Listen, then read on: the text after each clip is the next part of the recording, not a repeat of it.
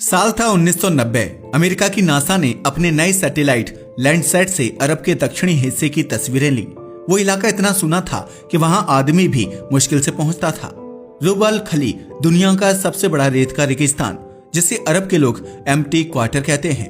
सैकड़ों किलोमीटर तक बस रेत ही रेत, कोई पेड़ नहीं, कोई पानी नहीं। कहते हैं वहां हवा भी रास्ता भटक जाती है। नासा की तस्वीरों में अचानक कुछ अजीब दिखा। रेत के नीचे गोल आकार की दीवारें, पुरानी सड़कों के निशान और केंद्रीय चौक जैसी आकृति। पहले वैज्ञानिकों ने सोचा ये कोई भ्रम है, लेकिन जब उन्होंने पुराने मानचित्रों को देखा तो उन्हें एहसास हुआ कि यह जगह किसी पुराने शहर के अवशेष जैसी लग रही है। उसी समय इतिहासकारों को याद आया, अरबी ग्रंथों में एक नाम बार बार आता है, उबार यानी Iram of the pillars. Quran में इसका जिक्र है कि यह एक ऐसा शहर था जो अल्लाह की नाफरमानी के कारण रेत में दब गया। वह शहर सोने, ऊंटों और खुशहाली से भरा था। लोग कहते थे उबार में सब कुछ है, बस ईमान नहीं। कई शताब्दियों से लोग इस शहर को कहानी या मिथक मानते थे, लेकिन नासा की तस्वीरों ने सवाल उठा दिया, क्या सच में वह शहर मौजूद था? इस खोज की जानकारी ब्रिटिश एडवेंचर निकोलस क्लैप तक पहुंची। वो इतिहास के दीवाने थे। उन्होंने कहा, अगर यह सच है तो हम मानव इतिहास का एक खोया हुआ हिस्सा देखने वाले हैं। उन्होंने एक टीम बनाई जिसमें जियोग्राफर, आर्कियोलॉजिस्ट और फोटोग्राफर थे, और वो सब ओमान की तरफ निकल पड़े। रेगिस्तान में पहुंचते ही उन्हें महसूस हुआ कि यह जगह वैसी नहीं जैसी उन्होंने सोची थी। दिन में सूरज आग की तरह जलता था और रात में इतनी ठंड कि सांसें जम जाएं। कई किलोमीटर तक बस सुनहरी रेत के टीलों की लहरें। कभी कभी रेत अपने आप हिलती दिखती, मानो उसके नीचे कुछ सांस ले रहा हो। कई दिनों की खोज के बाद एक दिन उन्हें रेत के बीच पत्थर का टुकड़ा दिखा। पहले लगा कोई सामान्य चट्टान होगी, लेकिन जब उन्होंने उसे साफ किया तो नीचे से कटी छटी दीवार का कोना निकला। वो दीवार पत्थरों से बनी थी और उस पर ऐसे निशान थे जैसे किसी औजार से खुदे हों। जैसे जैसे खुदाई आगे बढ़ी, वैज्ञानिकों की आंखें फटी की फटी रह गईं। रेत के नीचे ऊंचे ऊंचे स्तंभ यानी कि पिलर्स थे और उनके बीच एक गोलाकार चौक जैसा ढांचा। सैकड़ों सालों की रेत ने उस शहर को पूरी तरह से ढक दिया था, लेकिन उसकी बनावट अब भी मजबूत थी। निकोलस क्लैप ने रेडियो पर कहा, हमने उसे पा लिया, उबार असली था। जब इस खबर की पुष्टि हुई तो दुनिया भर में हलचल मच गई। नेशनल जियोग्राफिक और बीबीसी ने रिपोर्ट छापी, लॉस्ट सिटी ऑफ उबार फाउंड। लेकिन जल्द ही रहस्य और गहरा गया।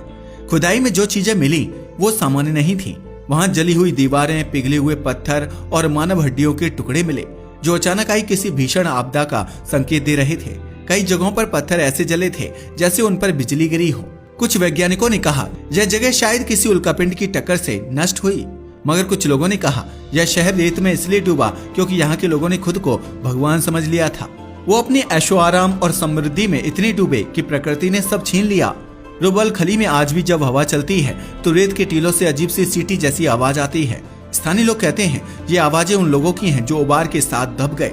रात में ऊंट वाले बताते हैं कि कभी कभी रेत के नीचे से रोशनी जैसी चमक निकलती है और हवा में मिट्टी और धातु की गंध महसूस होती है। 1992 में जब टीम वहां से लौट रही थी तो उनके कैमरों की कुछ रीलें रहस्यमयी तरीके से खराब हो गईं। तस्वीरें धुंधली थीं, जैसे किसी चुंबकीय तरंग ने उन्हें मिटा दिया हो, पर एक तस्वीर साफ थी। रेत के बीच खड़ा एक पत्थर का स्तंभ जिस पर अजीब आकृतियां खुदी थीं, कुछ इंसान जैसी, कुछ पशु जैसी।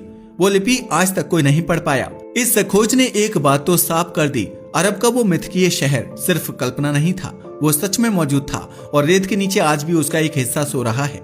लेकिन सवाल ये है, वो डूबा कैसे? क्या यह सिर्फ प्राकृतिक आपदा थी या कोई ऐसी शक्ति जिसे इंसान समझ नहीं पाया?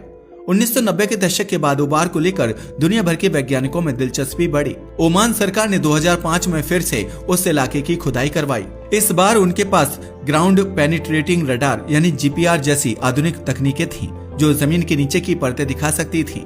जब डेटा आया तो सब चौंक गए। रेत के नीचे कई गोल आकार की गुफाएं, धसी हुई सुरंगें और पत्थर से बने कमरे दिखाई दिए। ऐसा लग रहा था जैसे पूरा शहर कभी जमीन के ऊपर था, फिर धीरे धीरे रेत में धंसता चला गया। इन गुफाओं के पास से तांबे और कांसे के टुकड़े और फ्रैंकिनसेंस के अवशेष मिले। इससे साबित हुआ कि उबार वो शहर था जो अगरबत्तियों के व्यापार से अमीर हुआ था, यानी ये अरब और भारत के बीच व्यापार का बड़ा केंद्र था। पुराने नक्शों में भी फ्रैंकिनसेंस रूट नाम का रास्ता इसी जगह से गुजरता था। लेकिन खुदाई के दौरान कुछ और बातें सामने आईं, जिन्होंने वैज्ञानिकों को परेशान कर दिया। कई सुरंगों के भीतर रेत इतनी सख्त थी जैसे पत्थर। वो सामान्य नहीं थी, मानो रेत को बहुत तेज तापमान पर पकाया गया हो। कई नमूनों की जांच हुई और पाया गया कि वहां का तापमान कभी 1200 डिग्री सेल्सियस तक पहुंचा था। ऐसा तापमान प्राकृतिक रूप से सिर्फ उल्कापिंड गिरने पर बनता है। अब सिद्धांत बदला। शायद कोई विशाल उल्कापिंड हजारों साल पहले उबार पर गिरा, जिसने शहर को जलाकर राख कर दिया और बचा हुआ सब रेत में दफन हो गया। लेकिन इससे भी बड़ा रहस्य तब खुला जब 2017 में सैटेलाइट डेटा ने दिखाया कि उबार के आसपास की रेत धीरे धीरे नीचे धंस रही है, जैसे नीचे कोई खाली जगह बन रही हो। वैज्ञानिकों ने बताया यहाँ रेत के नीचे बहुत बड़ी कैविटी यानी कि वॉइड है, जो प्राकृतिक नहीं लगता। स्थानीय लोग इससे कुछ और मानते हैं। वे कहते हैं वो शहर अभी भी जिंदा है, उसकी आत्माएं नीचे रहती हैं और जब कोई उन्हें छेड़ता है तो वो गुस्से में रेत को खींच लेती हैं। आज भी ओमान सरकार ने उस जगह को आम लोगों के लिए बंद रखा है, पर हर साल कुछ रिसर्चर दूर से जाकर माप लेते हैं। उनके उपकरणों में कभी कभी रेडियो सिग्नल गायब हो जाते हैं, कंपास घूमने लगता है और तापमान अचानक बदल जाता है। इन सभी घटनाओं के पीछे विज्ञान अब तक साफ जवाब नहीं दे पाया है। इतिहासकारों का मानना है कि उबार सभ्यता 3000 ईसा पूर्व से भी पुरानी थी। वो लोग तांबे के औजार बनाते थे, पत्थर के महल बनाते थे और रेत से लड़ने के लिए कुओं का जाल तैयार किया था। लेकिन धीरे धीरे जब पानी सूख गया और व्यापार खत्म हुआ तो रेत ने उन्हें निगल लिया। कभी कभी प्रकृति सबक सिखाने का अपना तरीका खुद चुनती है। आज जब कोई यात्री रुबल खली के पास रात बिताता है तो उसे दूर कहीं धुंधली रोशनी दिखती है, जो थोड़ी देर बाद रेत में समा जाती है। स्थानीय लोग कहते हैं वो उबार का निशान है। रेत याद रखती है कि यहाँ कभी एक शहर था जो इंसानों की हद पार कर गया था, और शायद यही वजह है कि आज तक कोई वहाँ ठहर नहीं पाता। रेत के नीचे की वो गहराई अभी रहस्य है, कभी वैज्ञानिकों के लिए, कभी विश्वास रखने वालों के लिए। सच चाहे जो भी हो, रुबल खली हमें एक बात सिखाता है, इंसान चाहे कितना भी ताकतवर बन जाए, प्रकृति हमेशा अंतिम शब्द कहती है। उबार मिट गया पर उसका सबक आज भी रेत में गूंजता है। अहंकार रेत की तरह है, थोड़ी हवा चली और सब बिखर गया। साल था 2020। दुनिया एक नई दिशा में बढ़ रही थी, लेकिन अरब के उस सूने कोने रुबल खली में कुछ ऐसा हुआ जिसने वैज्ञानिकों को फिर से हिला दिया। ओमान के दक्षिणी हिस्से दोफर प्रांत में एक रिसर्च टीम भूगर्भीय सर्वे कर रही थी। उनका उद्देश्य था रेगिस्तान के नीचे मौजूद जल स्तर और खनिज संरचना को समझना, पर जो उन्होंने पाया वह किसी सामान्य रिपोर्ट का हिस्सा नहीं बन सकता था। सर्वे मशीन ने जैसे ही उबार के पास सेंसर डाले, उन्हें जमीन के नीचे से हल्की कंपन महसूस हुई।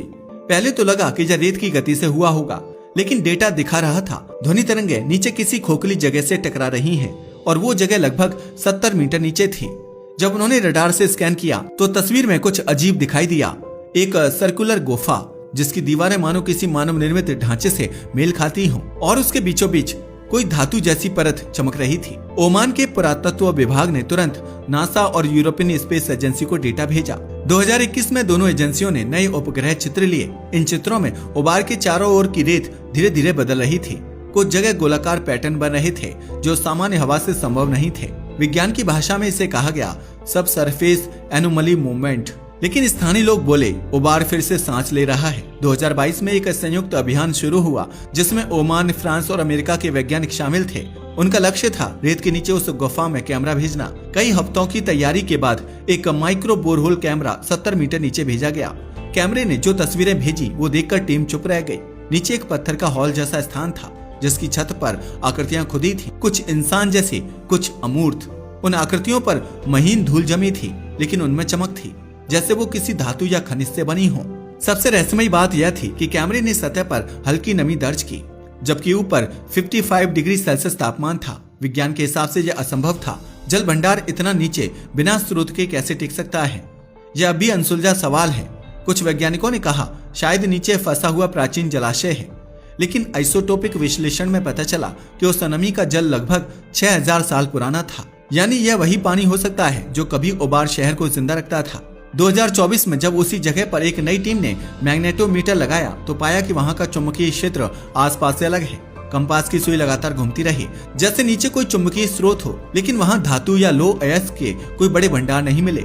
नासा की रिपोर्ट कहती है यह एनोमली शायद उस उल्कापिंड से जुड़ी हो जिसके टकराने का संदेह पहले जताया गया था। लेकिन अब सवाल यह था, अगर उल्कापिंड गिरा था तो वहां के पत्थरों में पिघलने के निशान क्यों इतने सीमित हैं? क्या सिर्फ कुछ हिस्से ही प्रभावित हैं? क्या टक्कर के बाद कोई विस्फोट अंदर की ओर हुआ था? ओमान के भूविज्ञानी अब यह मानते हैं कि उबार शहर के नीचे प्राकृतिक सिंकहोल था जो धीरे धीरे धंसता गया। जब पूरा शहर उस पर बना था तो अचानक ढह गया और सब रेत में समा गया। लेकिन स्थानीय लोग अभी वैज्ञानिकों की बातों से सहमत नहीं। उनका कहना है वो शहर जला नहीं था, उसे सजा मिली थी और जब भी कोई उसकी नींद तोड़ता है तो वो हिलने लगता है। ओमान सरकार ने तब से उस इलाके को हाईली रेस्ट्रिक्टेड जोन घोषित कर दिया। सिर्फ कुछ चुनिंदा वैज्ञानिक साल में एक बार अंदर जा सकते हैं। 2024 में जो रिपोर्ट आई उसमें लिखा था रेत के नीचे की परतें धीरे धीरे नीचे धंस रही हैं। यह संकेत है कि वहाँ खालीपन बढ़ रहा है, यानी नीचे की गुफाएं फैल रही हैं, या फिर कुछ ऐसा है जो जमीन को अंदर खींच रहा है। रात के समय जब वहाँ हवा चलती है तो टीलों से अभी एक अजीब गूंज उठती है, जैसे किसी पुराने ढांचे में हवा फंसकर रो रही हो। वैज्ञानिक कहते हैं यह हवा का प्राकृतिक खेल है, पर कई खोजकर्ता जो वहां से गुजरे उनका दावा है कि कभी कभी उस गूंज में मानव आवाजों जैसी लय सुनाई देती है। किसी ने कहा जैसे कोई प्रार्थना कर रहा हो, किसी ने कहा जैसे कोई चेतावनी दे रहा हो। आज 2025 में भी ओबार का रहस्य पूरी तरह सुलझा नहीं है। वैज्ञानिक हर साल नई तकनीकी लगाते हैं, पर जवाब हमेशा आधा ही मिलता है। जो दिखता है वो बताता है यह शहर सच था, और जो नहीं दिखता वो कहता है यह रहस्य अभी खत्म नहीं हुआ। रुबल खली की वो रेत अब सिर्फ मिट्टी नहीं रही, वो एक समय का स्मारक बन चुकी है, जहां प्रकृति ने एक पूरी सभ्यता को दफन कर दिया पर उसकी कहानी को जिंदा छोड़ दिया। कभी कभी जब सूरज डूबता है और रेगिस्तान में लाल आभा फैलती है तो लोग कहते हैं देखो ओबार की परछाई फिर उठ रही है। वो परछाई हमें याद दिलाती है कि हर सभ्यता की एक सीमा होती है, और जब वो सीमा टूटती है तो रेत सब कुछ निगल लेती है। आज के लिए बस